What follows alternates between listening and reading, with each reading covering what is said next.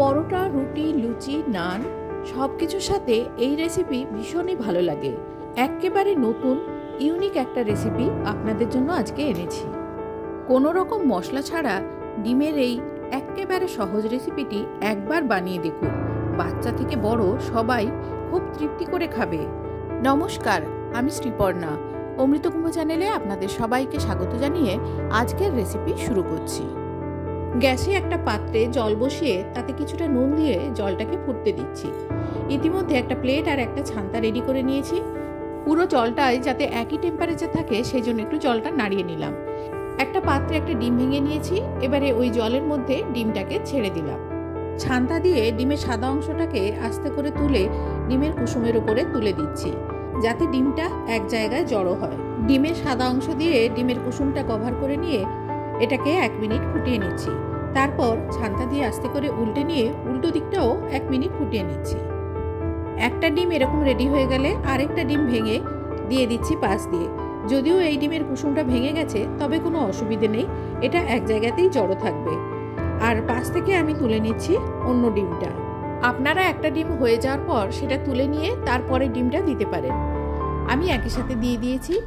এবারে যে ডিমটা হয়ে গেছে ওই ডিমটা তুলে একটা প্লেটে তুলে রাখছি। এই একইভাবে পরের ডিমটাও তুলে নিলাম। 3টে ডিমের রেসিপি দেখাবো, তাই এরকমভাবে 3টে ডিম বানিয়ে নিলাম। আর যে জলে ডিমগুলো বানিয়েছিলাম সেই জলটা মানে এগ স্টকটা রেখে দিলাম রান্নায় ব্যবহারের জন্য। মিডিয়াম ফ্লেমে গ্যাসে একটা কড়াই বসিয়ে দিয়ে দিচ্ছি সাদা তেল।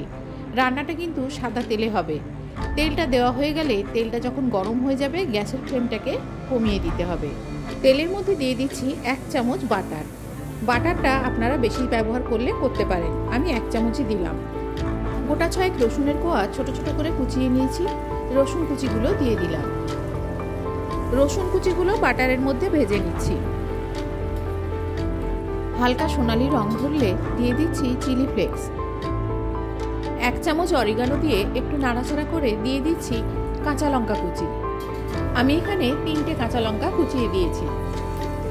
একটা বাটিতে 3 চামচ ময়দা নিয়ে কিছুটা ময়দা দিয়ে দেওয়ার পরে নাড়াচাড়া করে আবারও কিছুটা ময়দা দিয়ে দিলাম। একসাথে পুরো ময়দাটা দিলে লাম্পস হয়ে যাবে, সেই জন্য অল্প অল্প করে ময়দা মেশালাম। বাটিতে যে পরিমাণ ময়দা দেখিয়েছি পুরো ময়দাটা ব্যবহার করিনি, মোট 2 চামচ ময়দা ব্যবহার করেছি। এবারে সব কিছু একসাথে ভালো করে মিনিট 2 নাড়াচাড়া করে নেব। ময়দাটা একটু ভাজা হয়ে গেলে দিয়ে দিচ্ছি এর মধ্যে পরিমাণ মতো নুন।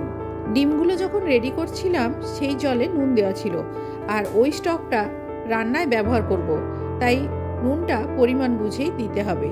এই রান্নার গ্রেভিটা ঘন রাখবো, তাই নুনটা অল্পই দিলাম। এবারে দিয়ে দিচ্ছি এর মধ্যে 1 চামচ গোলমরিচের গুঁড়ো। নুন আর গোলমরিচটা মিশিয়ে নিয়ে এগ স্টক অল্প অল্প করে দিতে থাকবো। প্রথমে খানিকটা এগ স্টক দেওয়ার পরে মিশিয়ে নিয়ে আবারও একটু এগ স্টক দেব। যখন মেশাতে থাকবো গ্রেভিটা ক্রমশ ঘন হতে থাকবে, তাই নাড়াচাড়াটা ক্রমাগত চালিয়ে যেতে হবে। দেখুন প্রথমে স্টক দেওয়ার পরে আস্তে আস্তে কেমন গ্রেভিটা ঘন হয়ে যাচ্ছে। আবারও একটু এগ স্টক দিয়ে নাড়াচাড়া করতে থাকবো।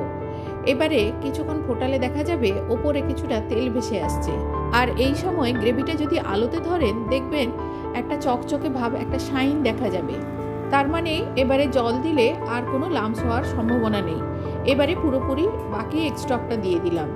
যদি আপনারা গ্রেভি পাতলা করতে চান আরও জল মেশাতে পারেন।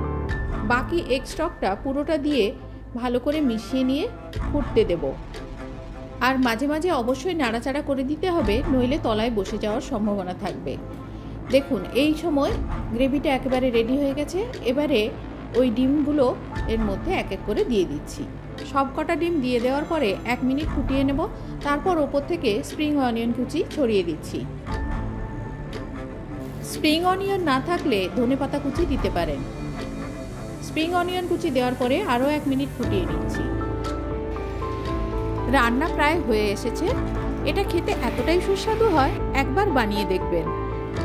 পরোটা, লুচি, নান সবকিছুর সাথে দুর্দান্ত লাগে। আগে ডিমগুলো তুলে নিয়ে ওপর থেকে গ্রেভিটা দিয়ে দিলাম। তার ওপরে স্প্রিং অনিয়ন কুচি আর অল্প গোলমরিচের গুঁড়ো ছড়িয়ে গার্নিশ করে দিলাম। আজকের এই বাটার গার্লিক এগ রেসিপি কেমন লাগলো কমেন্টে জানাতে ভুলবেন না। আর যারা এই চ্যানেলে নতুন তারা চ্যানেলটিকে সাবস্ক্রাইব করে রাখবেন। আজ এই পর্যন্ত। দেখা হবে অন্য কোনো দিন অন্য কোনো রেসিপিতে। সবাই ভালো থাকবেন। ধন্যবাদ।